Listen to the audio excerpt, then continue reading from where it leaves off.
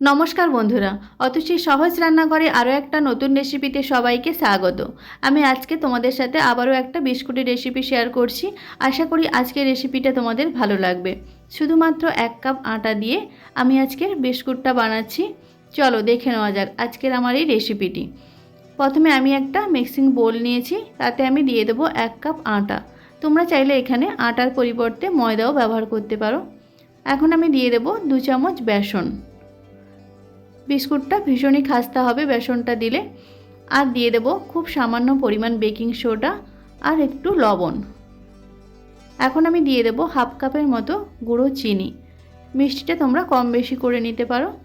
এখন শুকনো অবস্থায় সব কিছু খুব ভালো করে আমি মেখে নেব। খুব ভালো করে শুকনো অবস্থায় মেখে নিতে হবে। তারপর আমি এখানে নিয়েছি 1/2 কাপ গোলানো বাটারটা দিয়ে আমি ডোটা বানাবো। এখানে আমি কোনো জল বা দুধ ব্যবহার করব না। তোমরা চাইলে বাটারের পরিবর্তে ঘি বা সাদা তেল নিতে পারো। বাটারটা দিয়ে খুব ভালো করে একটা ডো বানিয়ে নিতে হবে। তোমরা চাইলে বাটার আর সাদা তেল দুটো মিশিয়েও করতে পারো বিস্কুটটা, তাতেও ভীষণ ভালো হবে।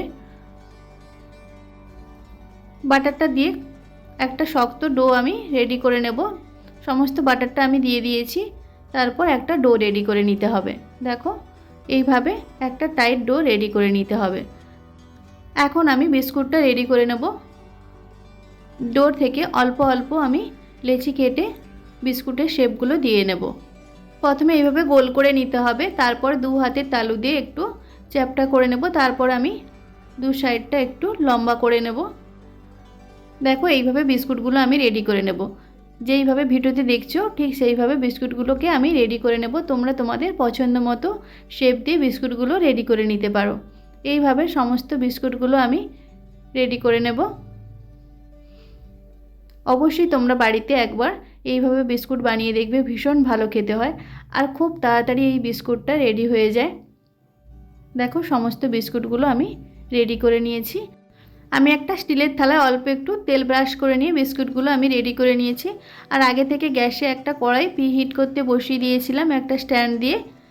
তারপর আমি বিস্কুটের থালাটা যে রেডি করে রেখেছিলাম সেই থালাটা আমি বসিয়ে দেব। তারপর ঢাকা দিয়ে লো ফ্লেমে আমি 40 মিনিটের জন্য বেক করে নেব। 40 মিনিটের মধ্যেই বিস্কুটটা একদম রেডি হয়ে যাবে। ঢাকা দিয়ে 40 মিনিটের মতো আমি রেখে দিয়েছি। দেখো তারপর আমি 40 মিনিট পর ঢাকনা খুলে তোমাদের আমি দেখাচ্ছি বিস্কুটগুলো একদম পারফেক্টভাবে রেডি হয়ে গেছে। দেখো বিস্কুটগুলো কতটা কালারও চেঞ্জ হয়ে গেছে, একদম রেডি হয়ে গেছে বিস্কুটটা। একটু গরম অবস্থায় নরম থাকলেও যখন ঠান্ডা হয়ে যাবে বিস্কুটগুলো একেবারে খাস্তা হয়ে যাবে। দেখো ঠান্ডা হয়ে যাওয়ার পর আমি একটা প্লেটে সার্ভ করে নিয়েছি। আর পেছনটাও দেখো কত সুন্দরভাবে বেক হয়েছে, একটুকুও পড়ে যায়নি। আর এই বিস্কুটটা খেতে ভীষণ ভালো হয়। আমি তোমাদের একটা বিস্কুট ভেঙে দেখাচ্ছি, দেখো কতটা খাস্তা আর মুচমুচে হয়েছে।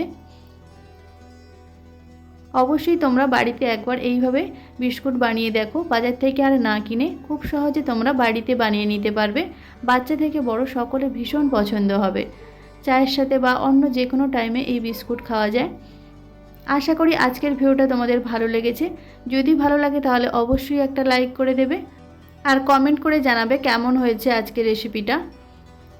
আমার চ্যানেলে যদি কোনো নতুন বন্ধু এই ভিডিওটা দেখে থাকো তাহলে অবশ্যই চ্যানেলটিকে সাবস্ক্রাইব করে পাশে থাকা বেল আইকনটি প্রেস করে অল অপশানে ক্লিক করে দেবে। তাহলে যখন আমি নতুন কোনো ভিডিও আপলোড করব সবার প্রথম তোমাদের কাছে নোটিফিকেশান পৌঁছে যাবে। আর যারা অলরেডি আমার চ্যানেলটিকে সাবস্ক্রাইব করেছো তাদের অসংখ্য ধন্যবাদ। আজকের ভিডিওটা এই পর্যন্ত। নেক্সট কোনো ভিডিওতে তোমাদের সাথে আবার দেখা হচ্ছে নতুন কোনো একটা রেসিপি নিয়ে। ততক্ষণে তোমরা ভালো থেকো, সুস্থ থেকো। ধন্যবাদ।